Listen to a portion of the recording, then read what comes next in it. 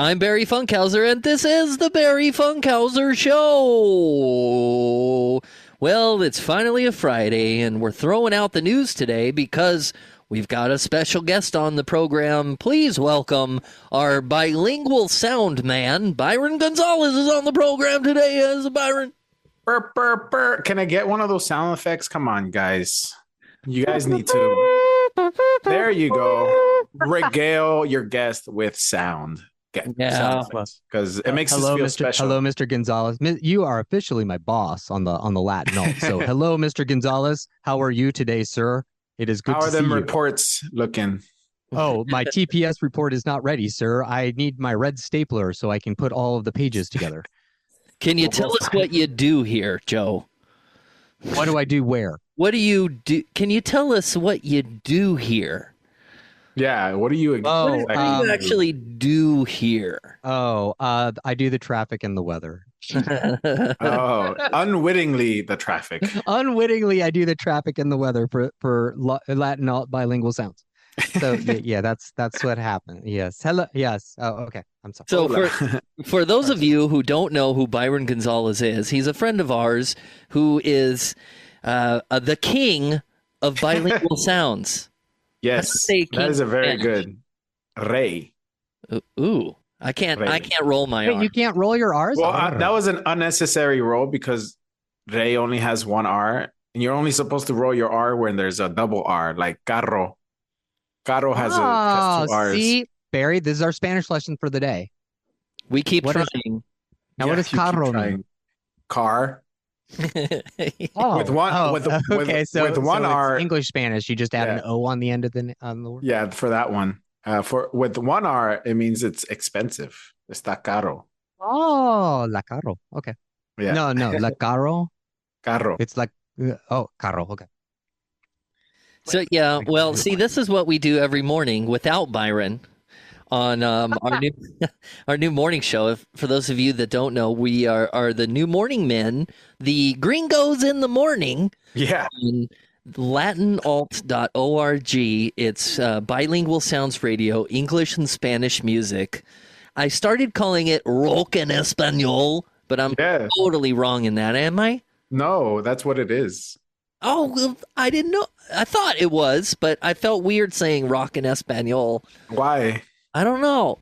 It's rock en español. It's rock in Spanish. I thought it was being too generic, but No, that's actually it was for an era like when rock first started. That's what they coined it, rock en español. But now it's just rock if you really think about it. What was the first concert you went to? Well, it wasn't even that. The first show I've ever went to was Real Big Fish back in high school. Where at? At the House of Blues on Sunset. And I was so clueless about how shows, I just showed up, no ticket in hand, went to the box office. Can I get one, please? And they're like, well, it's sold out. But I got lucky. I just stood around the box office looking sad, and then somebody came up to me. He's like, hey, are you looking for a ticket? Because I have an extra one. I can sell it to you for face value. And I was like, oh man, sure. You got a face? That's nice. Yeah. So I didn't pay those extra Ticketmaster fees. So that was cool. And Real Big Fish, one of my favorite all-time ska bands from Orange County. My first concert too, man. But I saw them. They played ska against racism. And it was like a rotating fundraiser show. And that kind of... Awesome. Yeah, that got me really interested in ska. Third wave, Southern California, horn. The best kind of ska there is. Yeah, I mean, I think so. I didn't know that about you, Byron. That's cool. Did you become a Real Big Fish fan? Oh, I was. That's why I went. Like, I didn't go there blindly. What's your favorite song then? I like all of them. Well, Take On Me was like the first one. I like... It's not fair because they're an album band. Like, that's something you listen to front to back. I disagree. I don't think Real Big Fish is an album band. I don't think they did concept albums. No, they didn't do concept albums. But no, I just like them from front to back is all. Okay. I just have like my favorite song is The Setup. Yeah. It was never a radio song, but man, I love that song. Whenever they play it live, I just go crazy. Yeah, it's like the opening song. I had like a compilation album that apparently is a rare album. I don't know where it is now, but it basically had a lot of songs from Turn the Radio Off and Cheer Up. And I was like, oh, this is cool. So it was like kind of a best of You know who's on the album? Do you know who's on the album cover of Turn the Radio Off? No, you? Do you recall what it looks like? It's yeah, some girl like trying to shoot the guy or something. Well, the guy is Jed the Fish. And I don't know Jed the Fish. Jed used You don't to know who Jed the Fish is? Oh, no. man. He was on K-Rock Afternoons for 20 years. It is Jed the Fish. He used to be on in my time slot on the SoCal Sound. He was on Saturday nights just a couple of years ago. Oh, really? Yeah, Jed the Fish. He's a alternative radio icon, and they put him on because he was the first DJ that played Real Big Fish in Southern California, where a lot of them are from. Yeah, well, I mean, it's in the name too, right? Like, he's like, oh, there's a band with my synonym in it, my pseudonym in there or something. I think that's how he would think about it. Like, Fish, Real Big Fish, fucking genius. Wait, where's Jed now? He's he became an artist, and what he does is he makes art installations for certain foundations and places, and every so often he'll pop up and do something freaky like that. But it's always really that's LA. That's pretty cool. Yeah, pretty he's cool. In Pasadena still. But I'll tell you, my I used to be a big Real Big Fish fan, but I'm a bigger fan of Save Ferris, which is I didn't like them too much. Well, later on when they regrouped, they came back for sort of a revival, and I got to interview them and stuff. Oh, and that's cool. They have a big rift in. So she's the girl that sang on "She Has a Girlfriend Now." Yeah. Yeah, Monique Powell, and something happened with royalties and sharing of bandmates, and it all fell apart. And it really bothered me when I learned about this rift because, you know, the ska punk third wave SoCal sound of that was very unique. And so when I hear there's quarrels within bands, it really turned me off of the thing. I was really sad to hear that. Really? Monique held the copyright, and she didn't want to give royalties to other band members.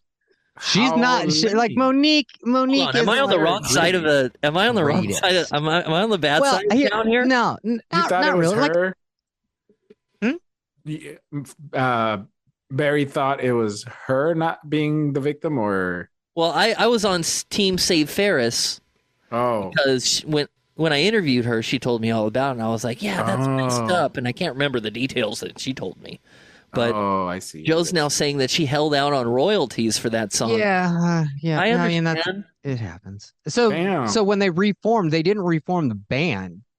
Monique just started playing as Save Ferris again. Oh, that's what happened. It's not the rest of the band. It's just Monique. Right. There's a couple there's like one original member, I think, if I recall. Hey, if T-Bone Willie isn't in the band, it's not Save Ferris. That's just it. But but my thing about Save Ferris is they were always the poor man's No Doubt. Yeah, basically. So it's like if I were to put No Doubt and Save Ferris, up like on a battle together, Save Ferris has one good album. No Doubt has like six good albums. Yeah. I didn't even like Save Ferris, and that's saying something, I guess. I mean, it is. They were fun live. Monique's a good performer, that kind of thing. But when it came to songwriting, they weren't that great. Like Tony and Gwen of No Doubt, like they pumped out some songs, like some really good songs. And the other thing that No Doubt did that Save Ferris couldn't or didn't or wouldn't is they evolved. They started out as like a 12-piece ska band, and then over the years their sound evolved. It went from like, some ska, they added some more pop elements to it. And then, when you get to like the Rocksteady album and you got like You got some ska dub and stuff in there. That it's just musically more complex and better than anything that Save Ferris was able to put together. That's all.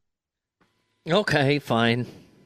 Well, I can't you're think of wrong. any... You can like Save Ferris all you want. I can't think of very many other bands that came from here that were of that era. But it's all about the first concept. What are you talking about? What? Yeah, we can get into ska and punk from the 90s, 2000s all you want. I could talk about this for hours. Yeah, wasn't Goldfinger out here too? Yeah. Maybe that was a bait question. Maybe I didn't all freak out. So you were into that kind of music then, huh, Byron? When did you evolve? I was into ska and punk. I guess when I got older. Skulls. Yes. Yeah, Voodoo Glow Skulls were dope. Yeah. Although in recent years, they took out the lead singer, the lead brother, because he had like some opinions about Trump, and he was like for Trump. So now they replaced him with the guy from Death by Stereo. Yeah. So I was like, I didn't even know. How can they, take out his brother? It was like three brothers, the bassist, the guitarist, and the singer. And they got rid of the voice. That was it's weird. Well, they had already broken up though. So really? I didn't know that. Yeah, they broke up, and then like all the Trump stuff happened, and when they were like trying to like, hey, you know what? We broke up, and we were like, why did we break up? Because now we have nothing to do, and all we like to do is just play music. So let's get back together. Oh, interesting. I haven't heard them with the new guy yet, but I don't think it's gonna be the same. Yeah, I don't. It's hard to change lead singer. Yeah, it really is. Like so. That's why I can't get into the new Sublime. Like he just does not do it for me. Rome. Oh, that guy Rome. Yeah. Oh, I like Rome. I thought it. But I'm with you, Byron. I mean, it's sort of like a karaoke version. Yeah. Sublime. And like if like Sublime created a new band under a new name, I'd be fine with listening to them. Long Beach All Stars. Yeah, exactly. But like if you brought in it's Sublime with Rome, I don't like that because hey, I'll tell you what they used to do, man. I used to see Long Beach Dub All Stars perform, and they would play Sublime, and there'd be no singer. You know why? Because everybody else singing them songs. Everybody else was singing it, yeah. Right. It's a beautiful experience to see. You don't need a singer. When you get some schmuck coming in, my name's quote unquote Rome, and I have a hit for pseudo. Oh, stop! He's not bad. He's not a bad dude. No, he's a great singer. I won't take that away from him. But he's just not Brad. He's just not. He doesn't have those. But who is? Nobody. Like no one is Brad. That's why you don't revive that. And they did the same. I know, but did you not like if it was Sublime with Rome, the two albums that they did together as Sublime with Rome? It did 2 or 3. I think they did 1. No, I only kept up on I think one. I think it was at least 2. They might have done 3. Shit. If it was those original songs, just with Rome, doing like kind of channeling Sublime, but it wasn't called Sublime with Rome, would you be better with it? Not like Sublime karaoke, not Rome singing live, doing old Sublime songs that Brad did. I'm talking about like the new stuff that they created. Well, I haven't even listened. I stopped at the first album, so I haven't really listened to it. The second album's the good album. Really? Okay, I'll try to give it another shot, but I don't know. Here, let me just pull it up. Hold on, Sublime. I see it. I'm gonna. Yeah. Well, I mean, Byron, this is the same guy that makes me go see Angels and Airwaves and stuff. Oh yeah, I didn't know. Oh, Angels and Airwaves is awesome. What are you talking about? No, take that with a grain of salt there. Okay. Actually, no. Yours truly. Oh, they had an album before Yours Truly, I thought. Anyway, never mind. I enjoyed it. I thought it was fine. Okay, I'll check it out. I'll give it another shot. That brings me to a good question about we're talking about the past here. Let's talk about the present for a second. Okay. What bands now give us those same kind of feelings, that excitement? Is there anything now? I mean, I'm not going to say it's because I got older and now I'm not cool anymore that I don't, but it's very rare that it's hard for me to think about a band that really makes me feel that way, that it used to, like those bands, I have one. Ooh. But I want Byron to answer first. I'm still thinking about it. Okay. Yeah. Mine is Silk Sonic. Silk Sonic? Bruno Mars and Anderson .Paak. Oh. Man, that is one fantastic album. Yeah. Front to back is just a banger. You're a big fan of that. He wants to go see him in Vegas, man. He's Oh man, I totally all want to go about it. see him in Vegas. I will wear roller skates. I will do the whole skate thing with them. Yeah, I that's some good stuff right I there. That's your guess you thing. can, for me, I can say Black Panther. I Black think that's Panther. what they're called. You've heard of them? No, I haven't. They're Steel Panther. Oh, They're the old band Steel Panther? no Black Panther. What am I talking What about? I don't know what you're talking about. There's a cover band that plays the Sunset Strip, and they play a bunch of 80s, 90s metal. It's all cover songs, and they really live that dream. And girls are taking off their tops in the crowd, and it's just like rock and roll, man. It's rock and roll. And I think it's not Steel Panther or Black Panther's that group. No, what am I thinking of? I don't know. I really don't know what you're thinking of. Well, I'll Google it and it'll come up. Yeah. It's Well, gotta I'm be Googling it Steel right Panther. now, and Black Panther is No, like it's Steel Panther. it's That's it. Steel Panther? Hell yeah, it's Steel Panther. That's it. Gosh darn right. It's American comedic glam metal band from LA. They have their own songs and they cover songs, and they're dressed in leather and they get everybody up there, man. They've been around for 20 years. It's crazy, man. Oh wow. Well, Steel No Panther. Effects So is that's still get out so and that's the about. thing that gets you up is a cover band? No new music Panther. for you?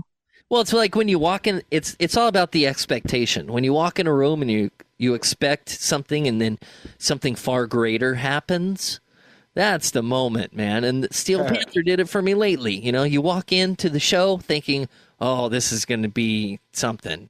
And then you're like, "Whoa, this is something completely different. They really mean it. They're good." They're good. Well, for me, I think she's not new, but she did release a new album, and I'm still like, oh, this is great. This is like her first couple albums, and she's Julieta Venegas. She's not rock, but she is kind of like alternative rock ish. And I saw her show last year, end of last year, November, and I was fucking loving it. It was fucking great. I've never seen her before, and it was just so much fun to see her live. And Where'd she you also see her? at there's a theater in Beverly Hills, the Saban. I saw her at the Saban. Oh, that's a great place to see a show. Joe, you've really Yeah. seen the show everywhere. You always know where these places are, and I've never heard of half of them. Man, when I first moved to Los Angeles, it was 99? Yeah, first day of 99. So from then until like 2010, all I did was go see shows. Like we just Wow. my roommate Kevin and I, all we did was go see shows. Like everywhere. Small bands, big bands, just like all the time. We saw 2 or 3 shows a week for like 8 to 10 years. Everywhere. Wow. Everywhere Wow. in Los Angeles, bunch of places in San Diego. Is that why I bunch of can't get places you in out San anymore to see Francisco. the show? Exactly. I already did all my stuff. You're done. I'm done. Like I've been Unless it's there. private only events. Yeah, Byron. Yeah, do you remember exactly. one Exactly. of I actually hadn't been to No Vacancy for Oh. oh God, 6 or 7 years before You know that what? show. So that was fun. Talking about that, I got to see Depeche Mode at a private show, and Oh, that nice. was We really just went to that one. that was really cool. Dude, That you're on a was small great list. energy. You're on a list about as big as the Epstein Island list. The whole place wasn't even packed. It was people were like easily like able to like extend their arms out both ways and not hit anybody. Right, they do Wow. that every time. They do that on purpose. They have an exclusive couple of shows before for radio only, and they Yeah, don't overbook it. they call it like the rehearsal.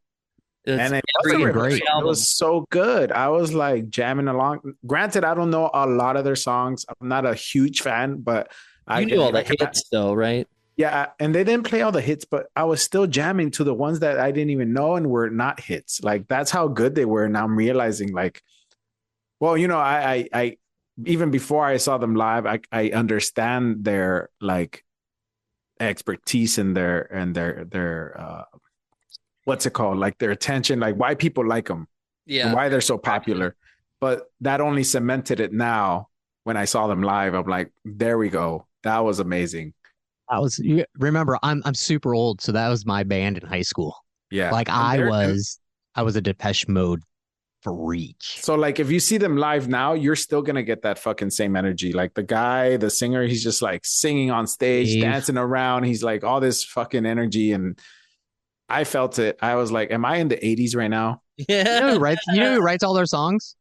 Who? Dave Gahan. No, Martin Gore. Yeah, the keyboardist. Wow. I saw him at Coachella on mushrooms. They weren't. Oh man, he's a pretty nice guy, and two, he's actually really really funny. He's just like British funny, you know. Yeah. So that's cool. So yeah, it's but man, that's exciting because I missed the Music for the Masses tour. I was really really bummed. But I was in 8th grade. My parents wouldn't let me go to Dodger Stadium for it. Was it Dodger Stadium? Yeah, it was Dodger Stadium. No, it was the Rose Bowl for that one. That was a great show. But I did go to Violator at Dodger Stadium, and that was fantastic. So yeah, good stuff. Nice. What other private shows Barry? Have you ever been to? What private shows have you been to? Yeah, and I keep trying to think of it because no, because he's on the tip of my tongue, and I saw him like. I was on the floor, and he was. I've seen a lot of them, man. I saw the Living End at a Tower Records in Thousand Oaks before anybody knew who they were. That Australian band with the big cello. People don't know who they are now, but I can't remember who the guy was. He was very famous, not Jack Johnson, but like similar to that. But dude, I've seen them all, man. I interviewed the Killers on Poolside. That's so cool. Similar to that. When I lived in Vegas, I got to interview Lit, and they put me on stage with them. The presidents of the United States of America came through Vegas, and I had the crowd do the Pledge of Allegiance before it came on. That's fucking cool. Funny. And it got newspaper coverage. That was really fun. Because of that. Wait, was it Jason Mraz, the not Jack Johnson person? No, but I saw him play. He brought his guitar before anybody knew the Remedy. He was pitching the Remedy for radio. Oh man, he was good stuff. My best, I think, secret show that I went to was for Goat Punishment. Goat Punishment. Do either of you know who Goat Punishment is? Oh, but I'm afraid to know. You're not afraid to know. It's the name that Weezer uses for secret shows. Oh, really? Well, yeah, they call themselves Goat Punishment, and they have like a full-on logo that looks like the Weezer logo, but it's GP instead of a W. Oh, look at that! It's pretty funny. So yeah, good information to know. I saw them at what was that defunct Knitting Factory. I saw them at Knitting Factory once. Oh, wait, that reminds me. I also saw Katy Perry once at Knitting Factory for a secret show. Really? Oh, yeah. That was interesting. That was interesting too. I saw her at the mall. Oh, you saw her just like randomly at a mall? No, dude. No. Early on. Performing at a mall? That's right. Yes. No. Yeah, like Robin Sparkles style? At the Pacific View Mall in Ventura, because she's from Santa Barbara, and she was punk early on, and I was I was aware of all the punk shows, especially at the mall in the early 90s, and went on over there and saw Katy Perry doing a punk band in a punk band. Awesome. Hey, this is something, Byron. One of these days I'm going to reach out and I'm going to reconnect because I know a ska band. I actually used to hang out and be friends with them for a while in Santa Barbara that you probably like, the Mad Caddies. Oh, they're I fucking seen them 3 times, and I saw them the most memorable one was the one at the Troubadour, because the trombone player came into the crowd and started a skank pit, and it was just like so fucking nice. Yeah. Sasha, the guitarist for the Mad Caddies, is just so talented on guitar. It's like it's all ridiculous. of them. They're also talented. Yeah, that's a crazy band because they man, the longevity of the Mad Caddies. Like no one thought the Mad Caddies was going to last for. They're still playing shows. Yeah, they are. And they just announced a couple shows. Oh my god, they are huge in Germany. Like, so can you huge in Germany. mystify this myth that I heard about the trumpet player? Is it true or not true that he did surgery on his tongue so he could play trumpet better? Oh, I don't know that. Oh, okay. That's what I heard. I was like, oh, that's dedication there. Yeah, I don't know that. I wouldn't do Okay. that. You never heard that? No, I've never heard that. Huh. So I will have to research. But that is something that we could just ask. I'll just get Chuck on the phone. I'll just ask him a bunch of questions. Yeah, let him know. Damn, I didn't know. That's so cool. Yeah. I knew them. I knew the Ataris. Oh, I didn't like them too much. Chris is talented, but he's kind of he's not. Maybe he's better now. He he had. I think all of us went through this because I know I did too. He had big fish, small pond syndrome because when you're the Ataris in the late '90s and you play in Santa Barbara in your hometown, you're awesome. You're like getting on the radio, you're getting radio play, you're going out and playing in New York City and stuff like that. Yeah, you get like the big head mentality, and I got that when I was like a little DJ in Santa Barbara, and then I moved to LA and got like smacked down pretty hard, really fast. You're like, you dumb. Yeah, exactly. I got the you dumb a lot when I moved to Los Angeles. That's funny. So yeah, but no, talking about history and stuff like that. Yeah, getting. We got to go to a show, the three of us, man. Right now, we got to get a show. We saw local natives together. Yeah, but we got to see some horns. I want to go to a ska show. Like I want to go to a legit ska show. It's been a little bit. Mad Caddies should be it. If you can get us for free, that would be even cooler. Work that out, Jim. Make it happen. Ooh. Yeah. Well, you know what? I can make it happen. If I have a couple ideas for some really fun shows with some smaller acts, but like who bring a lot of energy and I know have a following in Los Angeles. I think Mad Caddies would do really, really well. Especially if we can get like a really fun location on the beach. I know the 88.5 production guys are like amazing. So we could do that. Oh, hey, a live session in the studio would be fun too. I actually did that when I was in radio in Santa Barbara. That was a really good time. I'd like to see our boys mess with horns and try to produce horns. Yeah. Oh, they did. Yeah, that too. I had a mariachi, all women mariachi band come in and they brought in horns and it was fucking cool. Yeah, see, stuff like that's really fun. So I would probably get the Mad Caddies because they're small and they're fun and it's like a manageable show to put together because you're not asking for like $100,000 in budget to get a band to play.